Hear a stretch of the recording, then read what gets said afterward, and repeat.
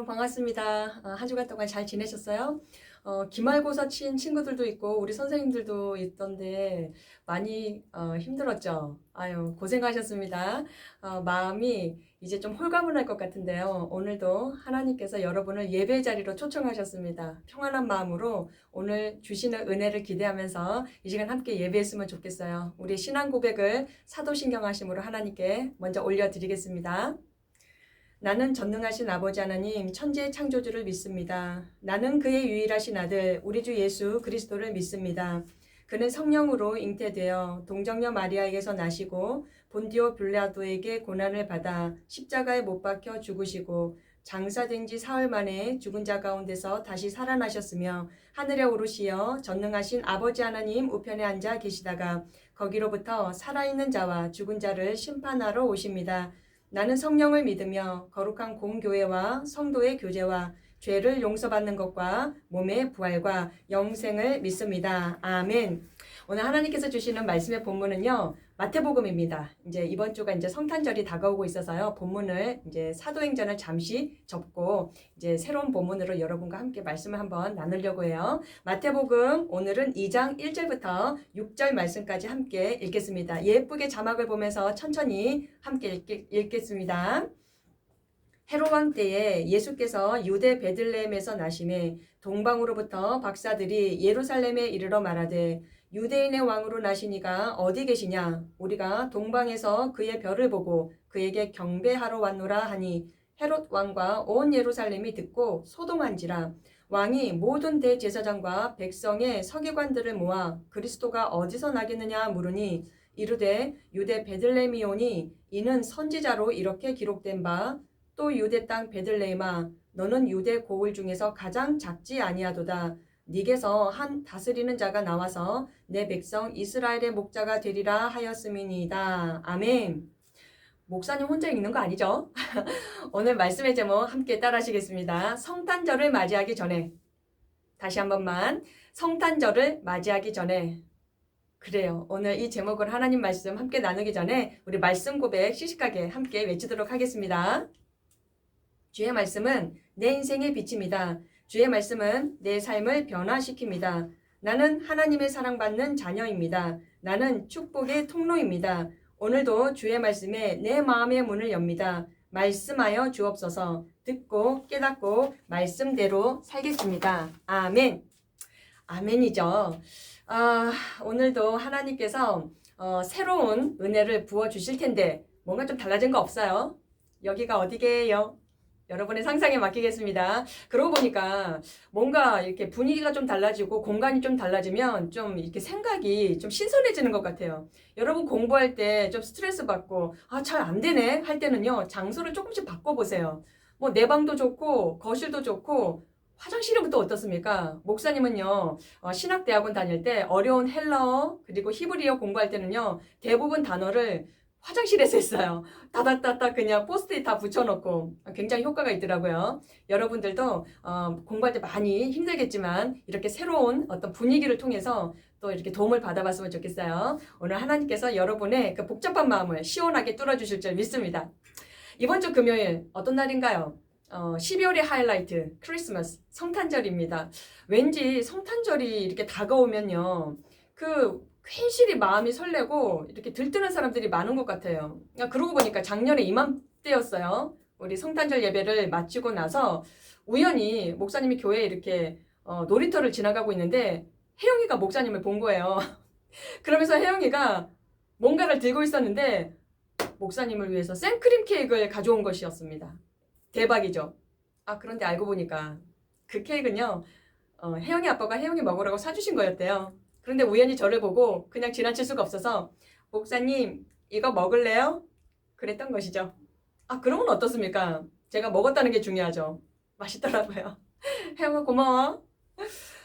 종교를 떠나서 수많은 사람들이 기다리고 즐거워하는 성탄절이 며칠 앞으로 다가왔습니다. 그래서 선물을 준비하는 사람, 데이트를 준비하는 사람, 엄청 부럽네요. 만약에 이 코로나가 아니라면요, 우리나라 전체가, 아니 전 세계가 정말 크리스마스 뭐 연말까지 계속 이렇게 파티, 축제 뭐 이런 분위기 충분히 우리가 볼 수 있었을 거예요. 그런데요, 성경을 보면 이 성탄절이 결코 즐거운 날만은 아니었던 것 같아요. 성경 누가복음을 보면 들판에서 양을 치던 목자들에게 이 천사가 나타나서 예수님의 탄생 소식을 전해주는데요. 기쁘긴 한데 모두가 기쁜 일은 아니었다라는 것이죠. 말하자면 저 하늘에서는 기쁜 일이었지만 그때 당시 그 땅 가운데서는 그렇게 기쁜 소식은 아니었던 것 같아요. 무슨 일이 있었던 것일까요? 성탄절의 시작은 정말 안타깝고 서글픈 상황이었습니다. 어떤 부부가요, 이렇게 캄캄한 이 거리를 걷고 있었어요. 요셉의 아내 마리아가 이제 아이를 낳기 직전 완전히 배가 이렇게 만삭이 되어서 힘들게 이 밤거리를 걷고 있었습니다. 어떻게 될까요? 아이를 낳을 수 있는 곳을 찾아야 되겠죠. 아유, 산부인과는 고사하고 아이를 낳을 만한 방 하나 구할 수가 없었던 것입니다.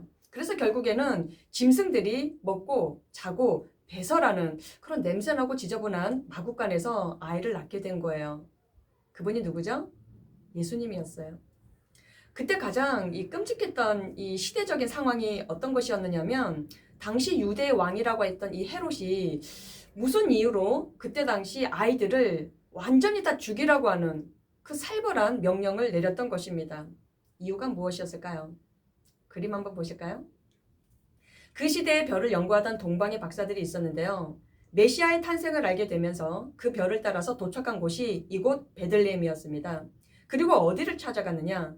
큰 별은 왕이 태어날 징조였기 때문에 박사들은 당연히 아이가 태어난 곳이 왕궁인 줄 알았어요. 앞으로 왕이 될 거니까. 그래서 헤롯이 있었던 그 궁 안으로 들어간 것이죠. 그래서 당당하게 이렇게 물었습니다. 이 곳에 유대 왕이 태어났을 텐데 그 아기가 어디에 있는가? 아주 무섭게 물어봤을 것 같아요. 이 말에 왕궁은 완전히 뒤집어졌습니다. 막 소동이 일어났던 거예요. 유대 왕을 한번 보실까요? 헤롯이 이렇게 생겼을 거라고 상상을 한번 해봅시다. 자신의 권력을 아무도 넘보지 못하게 할 만큼 신하들은 물론이고 심지어 자기 가족들까지 다 죽여버렸던 아주 포악한 왕이었습니다. 그런데 박사들이 하는 말을 듣고 생각한 것이죠. 뭐? 유대인의 아기가 태어나? 나 말고 또 다른 왕이 있단 말인가? 불안해진 거예요. 그래서 그 시대에 대제사장들 그리고 서기관들 뭐 예언할 수 있는 사람들을 다 불러서 부탁을 한 거예요. 아니 이보시오. 지금 왕이 태어났다는데 우리가 이렇게 가만히 있을 수 없지 않소. 지금 어떤 일이 있었는지 어떤 예전부터의 예언이 있었는지 한번 찾아보시오. 그랬더니 이 사람들이 막 찾고 뒤져서 구약의 예언을 찾게 된 거예요. 무엇이라고 얘기했느냐? 베들레헴에서 왕이 태어난다라고 적혀 있습니다. 헤롯이 어떤 생각을 했을까요? 빨리 찾아서 죽여야 되겠다. 그래서 박사들에게 거짓말을 합니다. 이보시오. 그 아기를 찾게 되거든. 꼭 나에게도 알려주십시오. 나도 그가 왕이 될 것이기 때문에 가서 경배를 하고 싶습니다. 라고 했던 것이죠. 그러나 속으로는 빨리 죽여야 되겠다. 박사들은 드디어 아기 예수님을 만났어요. 얼마나 기뻤겠어요. 그런데 꿈에 하나님께서 나타나셔서 이렇게 말씀하셨던 거예요. 너희들은 절대로 그 헤롯을 찾아가지 마라. 그래서 아무 말도 하지 마라. 그래서 박사들은 그 말에 순종하고 몰래 자기네 나라로 가버렸던 것입니다. 박사들에게 속았다라는 이 생각을 했었던 헤롯 왕은 분노를 하게 된 거예요. 아니 이것들이. 그래서 이 헤롯은요. 자신 안에 있었던 그 잔인함이 폭발해 버렸어요. 그래서 어떻게 했을까요? 예수님이 태어났던 그 시대 그 유대 마을에 2살 아래로 있었던 아기들을 다 죽이라고 명령을 했었던 거예요. 대대적인 유아 학살 명령을 내렸던 것이죠. 성탄절의 시작은 이렇게 슬프고 고통스러운 역사를 가지고 있습니다. 여러분 생각해 보면요. 예수님이 태어나셨던 그때나 우리가 지금 살고 있는 이때나 정말 비슷한 것 같아요. 무슨 말이냐면 목사님이 사람을 좀 만나다 보면요. 대부분의 문제들, 아픔들을 가지고 있더라고요. 슬프고 어려운 일들 얼마나 많은지 몰라요. 그래서 가끔은 목사님에게 기도를 부탁하시는 분들이 계세요. 특히나 올해는요. 우리가 단 한 번도 겪어보지 못했던 대유행, 이 코로나라는 전염병 너무 힘들잖아요. 온 나라가 몸살을 겪고 있습니다. 뭐 이것뿐이겠어요? 우리 친구들 같은 경우는 끊임없는 학업, 이 성적의 스트레스, 또 인간관계의 이 긴장감, 이 갈등, 그리고 진로 문제 계속 꼬리에 꼬리를 물면서 우리에게 문제가 사라지지 않는 것 같습니다. 매일 아침마다 목사님 집에는요, 이 중앙일보라고 하는 신문이 배달되고 있어요. 1년 전이나 3년 전이나 이렇게 기사를 읽어보면 거의 비슷한 것 같아요. 간밤에 사건 사고를 이렇게 들춰보면 우리에게 희망을 주는 메시지, 우리에게 소망을 주는 그런 뉴스는 거의 없어요. 대부분은 걱정과 두려움과 그러한 것들로 가득 도배되어 있다는 것이죠.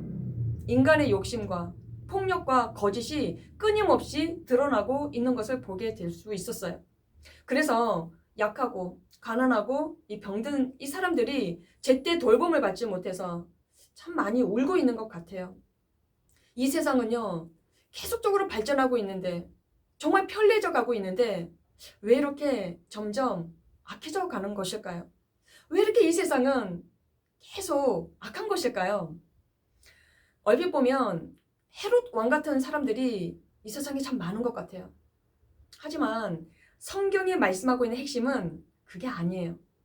세상에 볼 수 있는 모든 악한 것들은요, 우리 인간의 마음에서부터 시작된다라고 말씀하고 있습니다.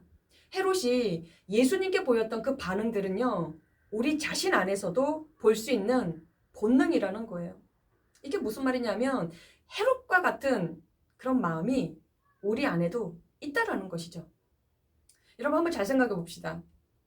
우리는 본능적으로 누군가가 나 자신을 간섭하는 것을 별로 안 좋아해요. 그죠? 그것을 좀 더 심각한 단어로 얘기하자면 지배하는 거, 이거 좋아하지 않습니다. 목사님도 마찬가지예요. 여러분 중에는요, 최소한 사춘기 전, 그게 뭐 유치원 때였는지 초등학교 저학년 때였는지 일단은 그때까지만 해도 여러분들은 제법 부모님의 말씀을 잘 들었을 거예요. 그렇죠? 그런데 지금은 어떻습니까?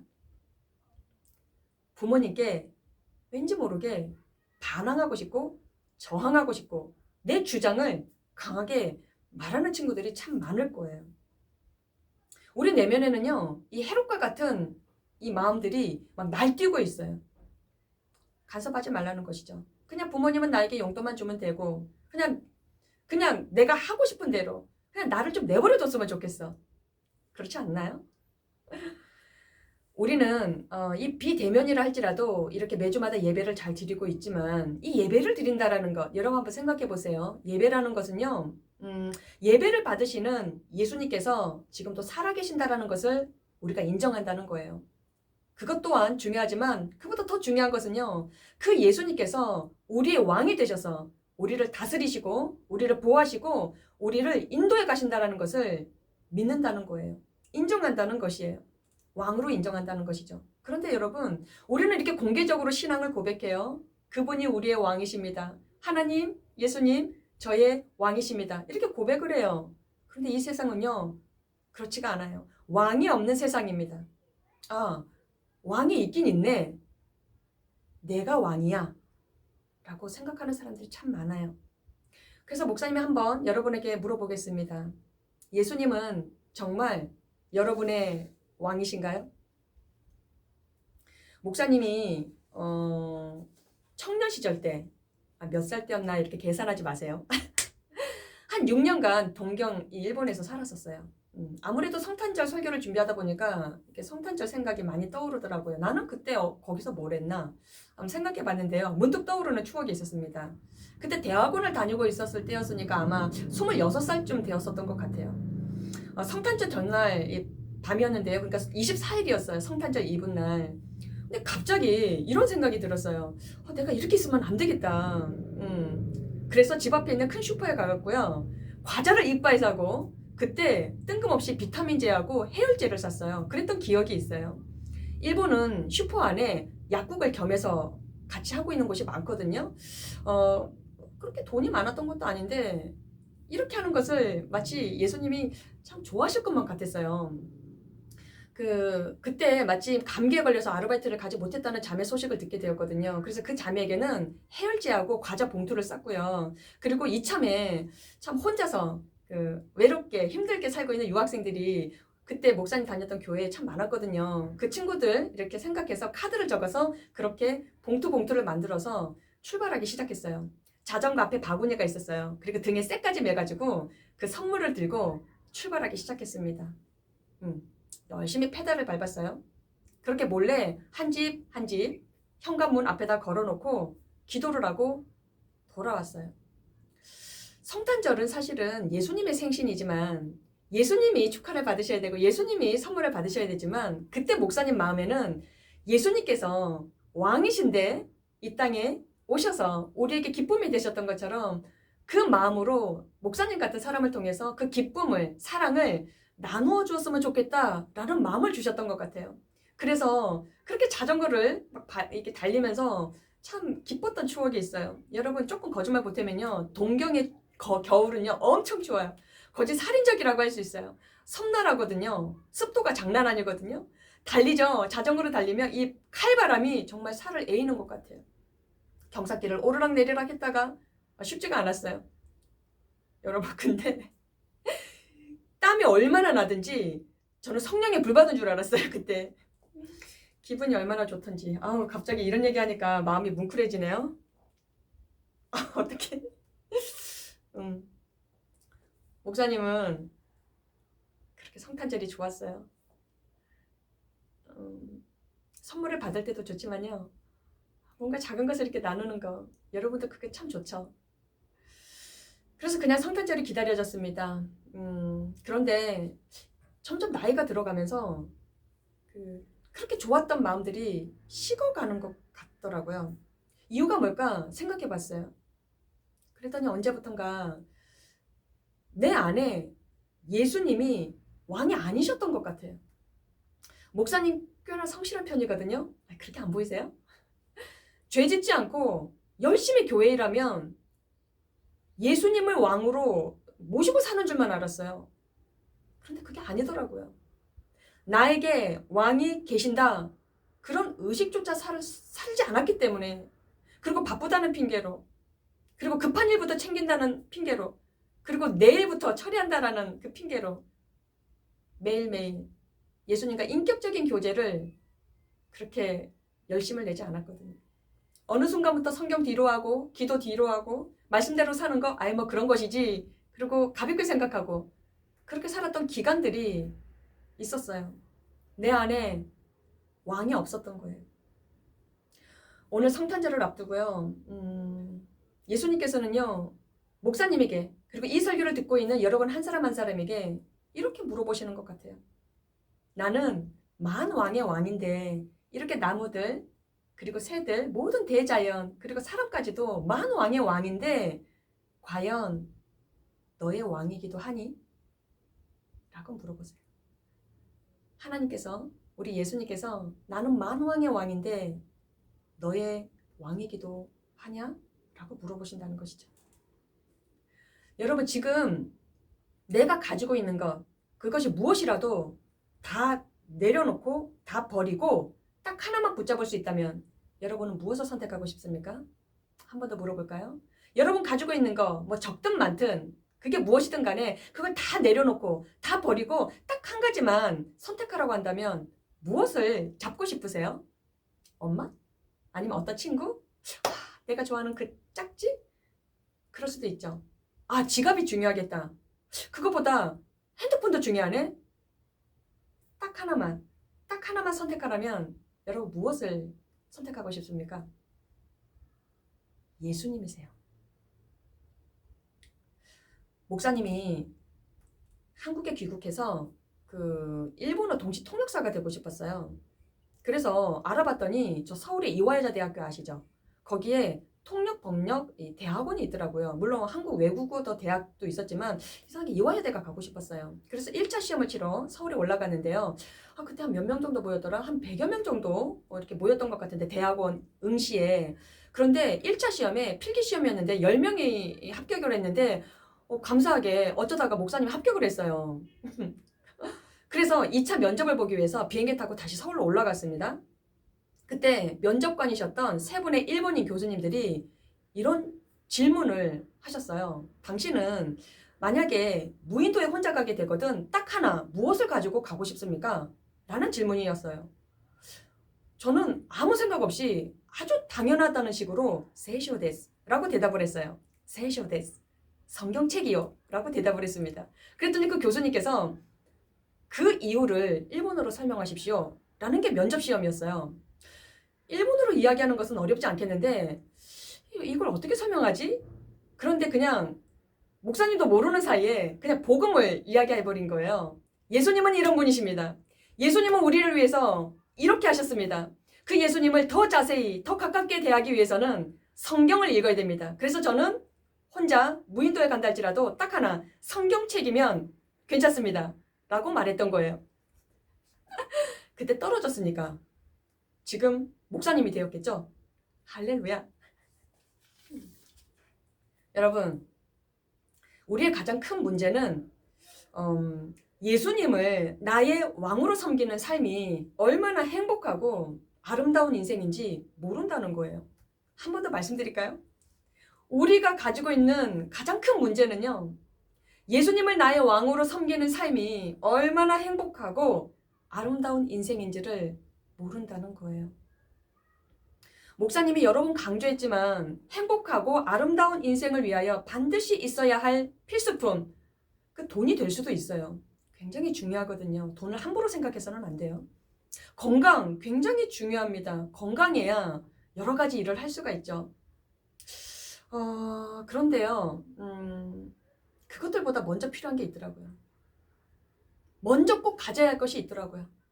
그것이 바로 성탄의 주인공, 우리의 진짜 왕이 되시는 예수님이라는 거예요. 그분이 나의 왕이 되는 것. 왜냐하면 예수님만이 유일한 길이요, 진리요, 생명이시기 때문이에요. 이것은요, 예수님께서 직접 말씀하신 내용이에요. 열심히 공부를 하는데도, 또 회사를 다니시는 선생님들은 열심히 일을 하시는데도 가끔씩 보면 사람들이 마음의 공허함, 또 외로움, 고독함, 허무함, 그런 것들이 있는 것 같아요. 왜 그럴까요? 자신의 왕을 아직 만나지 못했기 때문이에요. 여러분, 언젠가는 친구도 떠납니다. 언젠가는 우리 부모님, 사랑하는 친구들, 형제자매들 다 떠나게 되어 있어요. 그러나 딱 한 분, 정말 우리의 왕이 되시는 예수님만이 우리를 영원히 떠나지 않으시고 지키시고 보호하시고 인도해 가신다라는 사실이에요. 그분이 정말 나의 왕이 되시는 것. 여러분, 우리가 예수님을 왕으로 섬기려면요. 오늘의 이 메시지가 여러분에게 정말 중요한 핵심이 될 텐데 지금부터 잘 한번 들어보세요. 우리가 예수님을 왕으로 섬기려면 먼저 해야 할 것이 있습니다. 우리가 예수님을 왕으로 섬기려면 내 안에 예수님을 거부하려고 하는, 예수님에게 저항하려고 하는 헤롯이 죽어야 돼요. 예수님을 죽이려 했던 그 헤롯, 우리 안에 버젓이 살아있다는 것입니다. 헤롯을 가만두면 안 돼요. 반드시 죽여야 돼요. 우리 삶에서 예수님이 왕이 되시지 못하게 하는 그 헤롯은요, 다른 것이 아니라 바로 우리 자신이에요. 내 마음대로 살고자 하는 이 욕망, 이것이 바로 헤롯이라는 것입니다. 성탄절의 핵심 메시지, 여러분 뭐라고 생각하십니까? 한번 따라 하실까요? 왕이 오셨다. 한 번 더 하시겠습니다. 왕이 오셨다. 그러나 예수님을 믿는다라는 많은 성도들이 어쩌면 우리 가운데서도 하나님께 완전히 복종하지 못하는, 순종하기 싫어하는 마음들이 있다는 거예요. 그래서 성탄절의 진정한 기쁨을 누리지를 못합니다. 한번 여러분 생각해 보세요. 우리는 이렇게 고백합니다. 참 좋으신 하나님, 나를 너무너무 사랑하시는 하나님, 나에게 가장 좋은 것을 주시는 하나님. 말은 그렇게 해요. 그리고 그렇게 우리 믿음의 고백도 했었던 것 같아요. 그런데요, 실제로는 그렇게 생각하지 않을 때가 더 많은 것 같아요. 이렇게 생각하는 것이죠. 하나님은 나에게 좋은 것을 빼앗아 가시고, 내가 잘못하면 금방이라도 나에게 벌을 주실 것 같은 무서운 분이시고, 힘든 일, 어려운 일, 그것을 골라서 나에게만 시키시는 분이시고, 그렇게 생각한다는 것이죠. 이렇게 우리 마음 깊은 곳에서는요, 예수님을 거부하는 헤롯이 있다는 사실입니다. 헤롯을 어떻게 처리하면 될까요? 헤롯을 어떻게 죽여야 할까요? 회개하는 것입니다. 예수님이라면 이렇게 하지 않으셨을 텐데 하는 그것. 내가 생각해봐도 그것은 아니었는데 하는 그것. 그것을 진심으로 회개하는 것입니다. 예수님은 내 이웃을 내 몸과 같이 사랑하라고 하셨는데 나는 여전히 나밖에 몰라. 우리 가족밖에 몰라. 이제는 최소한 성탄절이라면, 여러분 앞에서도 말씀드렸지만 성탄절은 우리 예수님의 생일이에요. 우리가 성탄절이라고 서로 선물 교환하는 거, 이거는 작은 문화에 불과해요. 그러나 이것도 참 아름다운 문화인 것 같아요. 성탄절이라서 누구에게 선물 준다라기보다는 예수님의 마음을 가지고 그분이 우리에게 선물이 되셨듯이 예수님의 사랑을 잘 모르는, 또 예수님의 사랑을 전하고 싶은 그런 마음으로 우리의 사랑을 전하는 것, 그것이 성탄절에 주시는 또 하나의 축복인 것 같습니다. 그런 추억들을 우리가 만들어 갔으면 좋겠어요. 성탄절은 만왕의 왕이 태어나신 날입니다. 성탄절 예배는 왕의 축제입니다. 큰 소리로 그래서 우리가 이렇게 외쳐야 됩니다. 왕이 오셨다. 왕이 오셨다. 그리고 우리가 또 하나 외쳐야 될 메시지가 있습니다. 한번 따라 하실까요? 내 안에 헤롯이 죽었다. 한 번 더 하시죠. 내 안에 진짜 헤롯이 죽었다. 아멘이신가요? 이번 주 금요일 성탄절 아침에는 목사님이 또 한 번 여러분에게 성탄절 메시지를 전하려고 합니다. 준비하고 있어요. 그때는 예수님의 성탄을 우리가 함께 축하하는 기쁨의 날이 되었으면 좋겠습니다. 회개를 넘어서 기쁨의 성탄절을 맞이하는, 그래서 우리의 인생이 매일매일이 하나님께서 함께 하시고 우리와 동행하시는 그런 성탄절의 축제와 같은 매일의 삶이 되도록 간절히 축복합니다. 함께 기도하시겠습니다. 고맙고 감사하신 하나님 아버지, 성탄절을 며칠 앞두고 있습니다. 우리를 위하여 왕이심에도 불구하고 이 땅에 가장 천한 곳에, 가장 낮은 곳에 오신 예수님, 그러나 우리 마음에는 아직도 시퍼렇게 살아있는 헤롯이 있습니다. 예수님을 거부하고 예수님께 순종하기 싫어하는 마음들이 있습니다. 하나님, 성탄절 맞이하기 전에 그것부터 우리가 다 제거되기를 원합니다. 그래서 하나님이 기뻐하시고 하나님이 원하시는 마음으로 주님을 맞이하고 싶습니다. 그리고 하나님, 정말로 주님을 맞이하는 그 마음 가운데 우리가 돌아봐야 될 그 귀한 사람들 우리가 생각하며 귀한 마음을 나눌 줄 아는 행복한 성탄절을 준비하게 하여 주시옵소서. 주님, 우리와 함께 하심을 감사드리며 정말 이 추운 겨울날 주님으로 인하여 따뜻한 우리 이 겨울을 맞이할 수 있도록 주님 축복하여 주시옵소서. 그렇게 하시 우리 주님 찬양하며 이 모든 말씀 우리 주 예수 그리스도 이름으로 감사하며 기도드립니다. 아멘.